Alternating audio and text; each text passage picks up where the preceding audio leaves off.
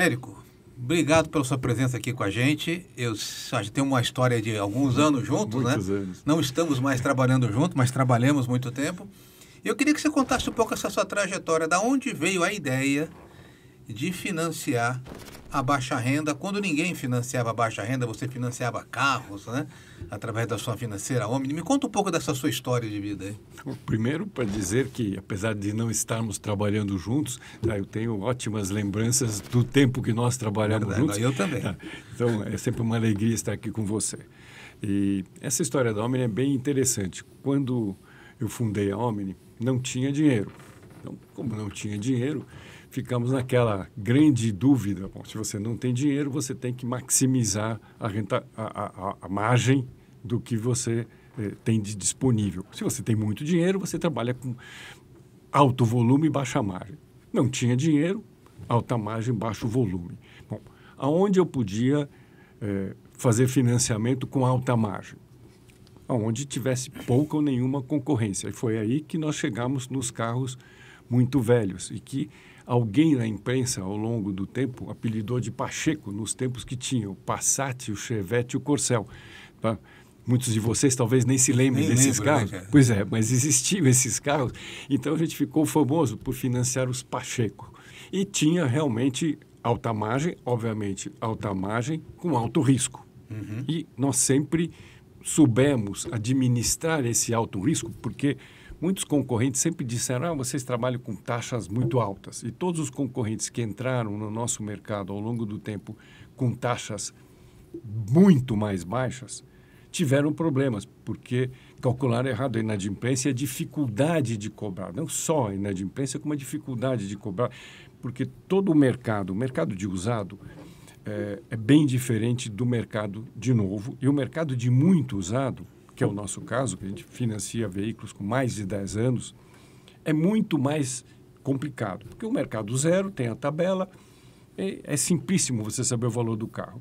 O mercado de um carro seminovo, também você consegue avaliar razoavelmente. Quando o veículo tem mais de 10 anos, e às vezes 20 anos, o caminhão tem 30 anos, avaliar a condição desse veículo é uma enorme dificuldade. Você vê o preço dele, né? O estado do carro. A condição, o estado do carro tem um preço. Existe tabela? Existe. Mas a tabela é uma média. Tá? Só que o seu carro pode ter rodado 1 milhão de quilômetros e o meu pode ter rodado 200 mil, 100 mil. Então faz uma diferença enorme no estado de conservação por uso. Além disso, a manutenção também. Esse veículo foi bem cuidado ao longo do tempo ou não foi.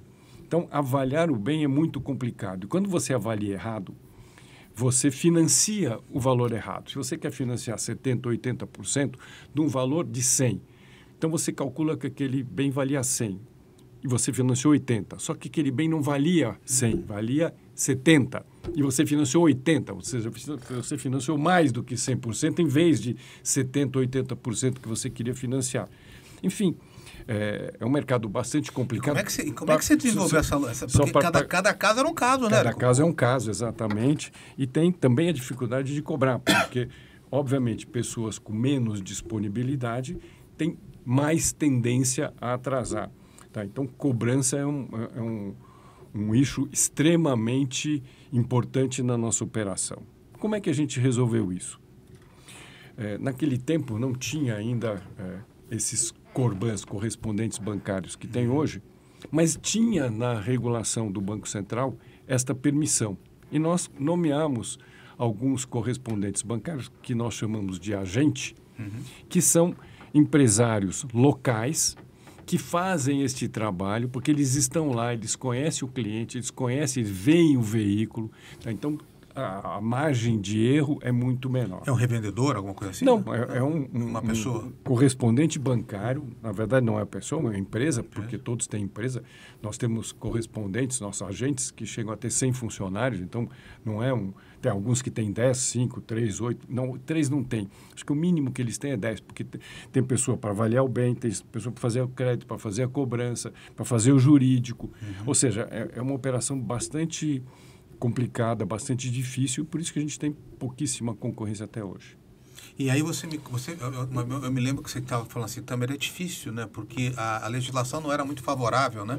Eu me lembro que se a pessoa não pagasse as multas, não pagasse IPVA, e quando você retomava o carro, você não conseguia abater isso, né? E às vezes o valor que você tinha que pagar era maior do que o valor do carro. Tem uma história muito interessante. Um dia nós aprendemos uma Sprinter. Essa história ficou marcada na nossa vida. Sprinter é aquela piruinha, né? Exatamente.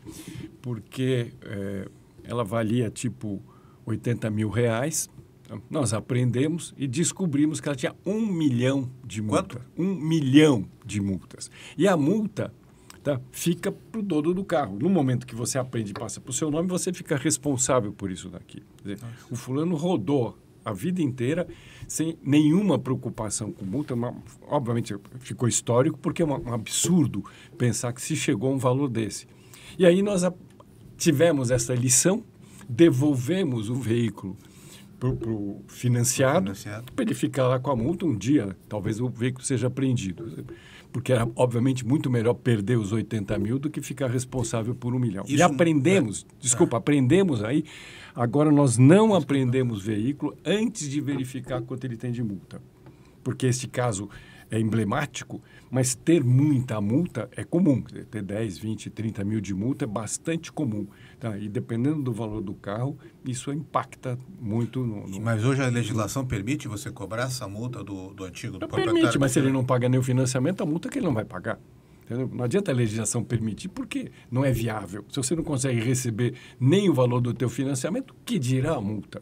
Mas um cara que tem isso já estourou os pontos, já não podia nem estar dirigindo mais. Sim, mas era uma pessoa jurídica, tá?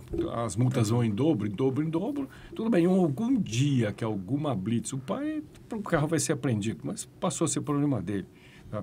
E isso hoje está controlado lá? Como é que vocês fazem? Está controlado porque a gente não aprende. Primeiro vê quanto tem de multa e depois vai aprender. Não primeiro aprende e depois vê a multa. Foi uma lição. E Érico, me conta uma coisa. Que ficou barata, custou R$80.000 essa lição. Essa daí você ia pagar 1 milhão, né?